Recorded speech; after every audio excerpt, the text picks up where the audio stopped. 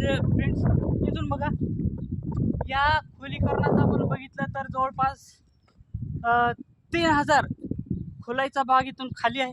आपण भरपूर वरी आलेलो आहे. इथून बघायचं म्हटलं तर नांदुरा हा भाग कमीत कमी इथून 4 ते 5 किलोमीटर येते.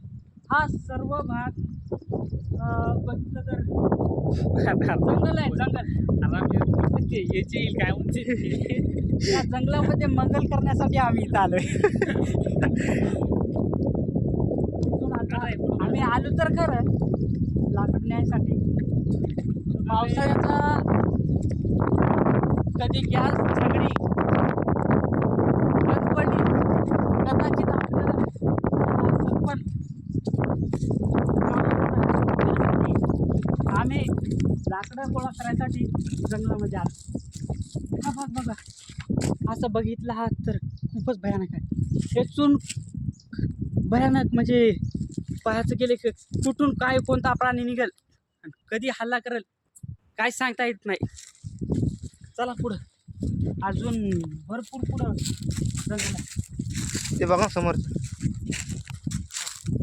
या ते बघा मित्रांनो, इथं बघा महत्त्वाचं तिथं खूप प्राणी म्हणजे जसे की आपले रुई हरिण यांनी इथं बसून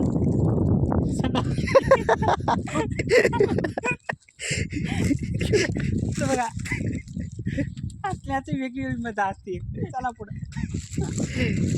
त्या लेंड्या कमीत कमी 15 दिवसाच्या असतील मित्रांनो.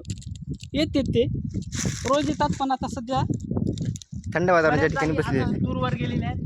पाण्याच्या ठिकाणी त्यांना पाणी पिण्यासाठी खूप खूप दूर जावं लागतं.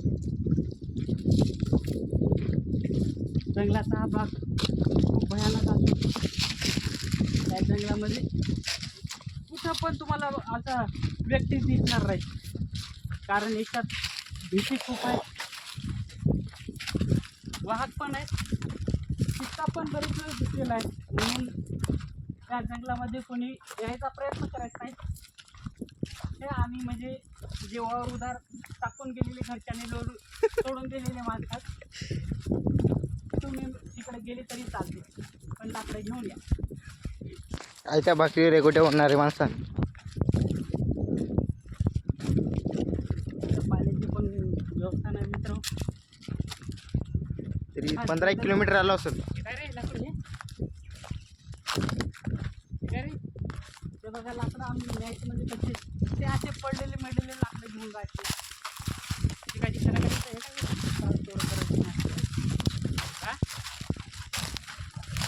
खूप दूर आलोय. पाण्याची टंचाईमुळं आम्ही तिघांमध्ये एकच बॉट पाण्याची घेऊन आलो तर याच्यामध्येच आम्हाला ॲडजस्ट करायचं आहे. चला पुढं कोणत्या हालत मी बघा मित्रांनो कुठं पशु पक्षी असा कुठं काहीच दिसत नाही. एवढं कडक जंगल आहे. त्या जंगलामध्ये पाण्याची खूप बेकार अवस्था असल्यामुळे सध्या प्राणी पक्षी काहीच नाही दिसत आहे. चला तर मग भेटू. आजचा व्हिडिओ हा इथंच थांबू नंतरच्या ब्लॉगमध्ये. धन्यवाद.